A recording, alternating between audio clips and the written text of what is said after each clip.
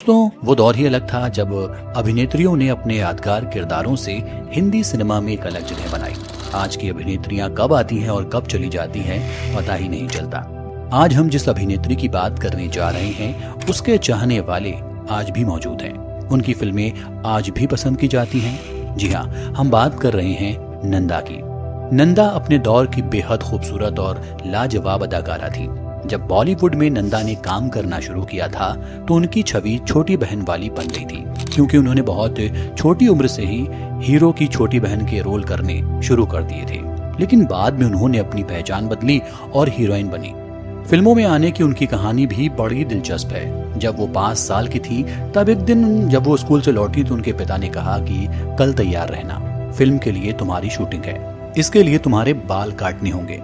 नंदा के पिता विनायक दामोदर कर्नाटकी मराठी फिल्मों के सफल अभिनेता और निर्देशक थे।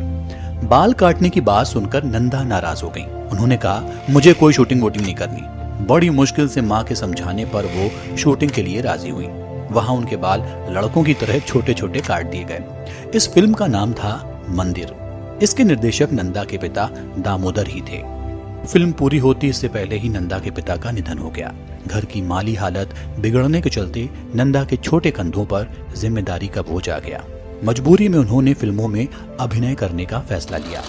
चेहरे की सादगी और मासूमियत को उन्होंने अपने अभिनय की ताकत बनाई।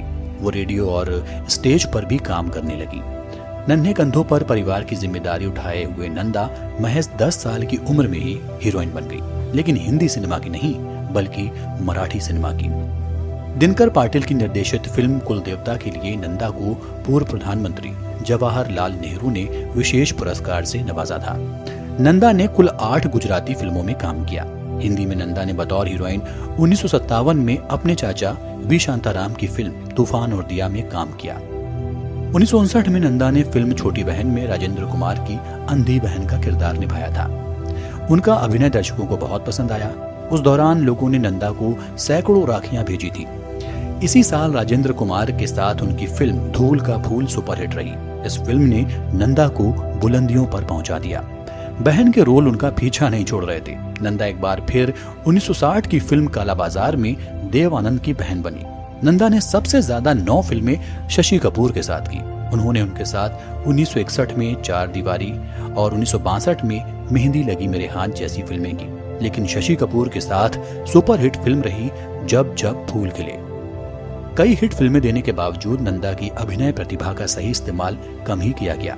शायद उनके अभिनय का पारखी निर्देशक उनकी किस्मत में नहीं था।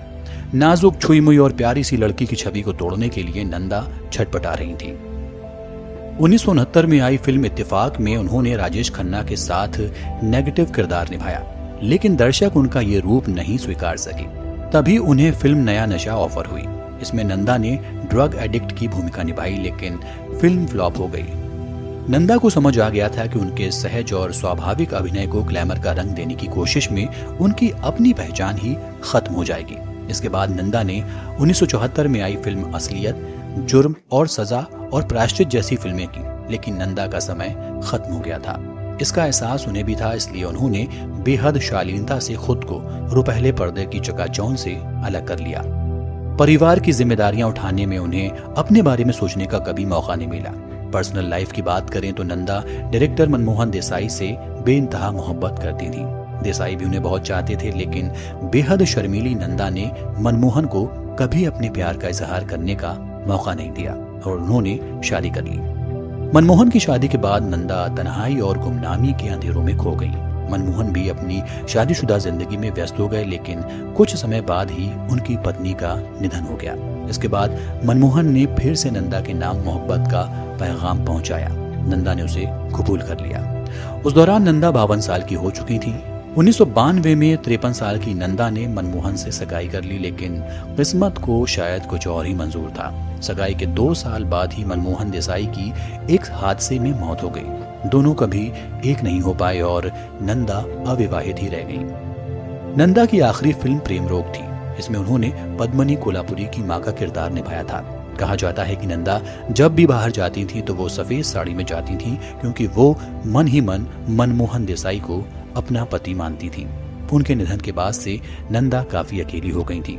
उन्होंने किसी से ज्यादा बात करना भी बंद कर दिया था। उनकी खास दोस्तों में माला सिन्हा और वहीदा रहमान थी। साल 2014 में 75 साल की उम्र में नंदा का हार्ट अटैक से निधन हो गया। तो दोस्तों, ये तो थी मशहूर अभिनेत्री नंदा की कहानी। दोस्तों, स्टार्स की जिंदगी जैसी हमें दिखती है वैसी होती नहीं। हमें लगता है कि उनके पास दौलत है, शोहरत है, तो सारी खुशियां होंगी, लेकिन कभी कभी ऐसा होता है कि जो हम देखते हैं वो होता नहीं। अभी चाहेंगे आपसे इजाजत, फिर मिलते हैं किसी और कहानी के साथ।